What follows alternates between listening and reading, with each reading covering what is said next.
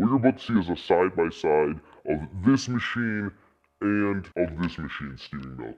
Is this La Marzocco GS3 worth 10 grand?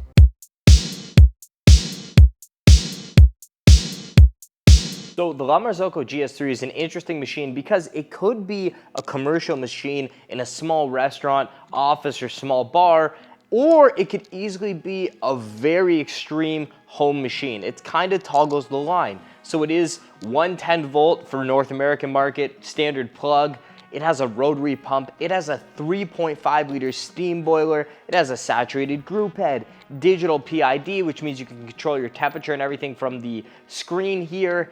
And it is super versatile. It'll crank out a lot of coffee really well. But today we're gonna see how it compares against some bigger machines, and if this is right for you, who is this machine made for? Because obviously at $10,500 Canadian, it's an expensive piece of equipment. So today we're just gonna unpack if this is the right machine for you. Now getting over to the business side of the machine, you see you have this beautiful little computer screen. This is gonna tell you what's happening kind of with your machine. So you can program all these buttons to run different length shots. And then if you wanted to get into the control menu, you're just gonna hold this one.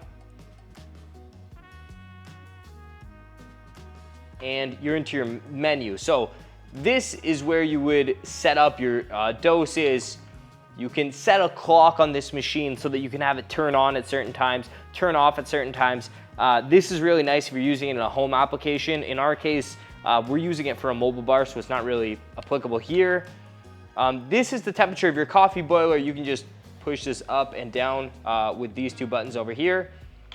You have your steam boiler temperature as well. Once again, same idea. Press up, press down. Very simple to control the temperature.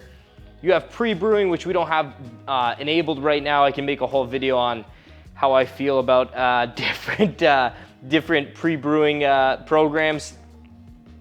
You can add in a service phone number on the machine, which is really good if you were using this in a commercial application, so that if there is a problem with the machine, someone could reach this menu and see the number to call to fix it.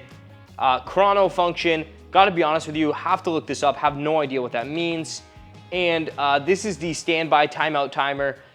This just means when the machine isn't working, it'll go into a standby mode after 30 minutes of no activity. And then we're back here. So another thing to note is this is your brew temperatures over here, you have your time over here, and then you have your shot timer over here, which is really nice. So if I press this, you'll see it zero itself out and start counting the shot, which is obviously really nice as just a tool that can work in conjunction with you manually putting a scale. This machine doesn't have a scale. You can put a scale underneath though, and that's a nice little piece as well. Now, one of my problems in the past with home machines was always steam pressure. So what you're about to see is a side-by-side of this machine and of this machine steaming milk. This is a 3-group La Marzocco FB80, massive tank, massive boiler.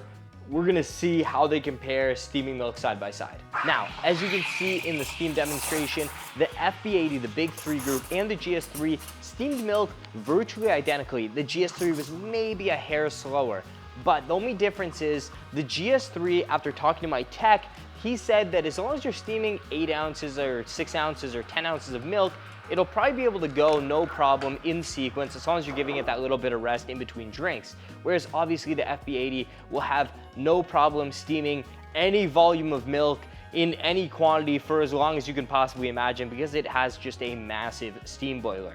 Then I slapped on my handy dandy pump pressure meter just to check how much pressure was coming to the group head, and as expected, 9 bars, just like any other machine. This GS3 has the exact same rotary pump as all of the commercial La Marzoccos do, so I didn't expect it to be anything else. Now, a couple of notable mentions. The little manual kind of steam switch here I really like. You push it down, clicks in this place, and the steam's on. You just flick it back into the neutral position and the steam's off. And then the other thing is the dual walled cool touch steam wand is a really nice feature. The only part that gets hot obviously is the tip, but having a nice dual walled steam wand is just nice. You don't have to worry about burning yourself. You can really handle it.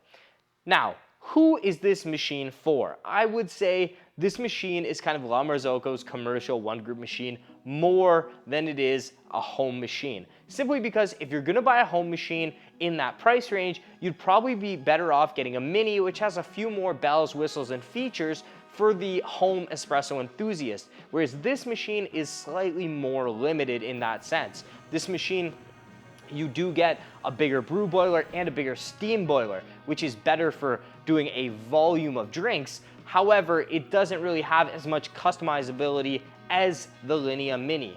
Or if you want to go even cheaper, you go with the Linea Micra now. So this machine is amazing if you have a small coffee shop or a small restaurant, or if you just want to have incredible espresso at your office.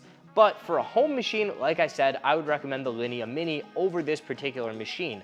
Now, you could definitely use it as a home machine. I would get the manual paddle version just because it would give you a bit more pump pressure profiling, which will allow you to do things like turbo shots and things like that with a bit more ease.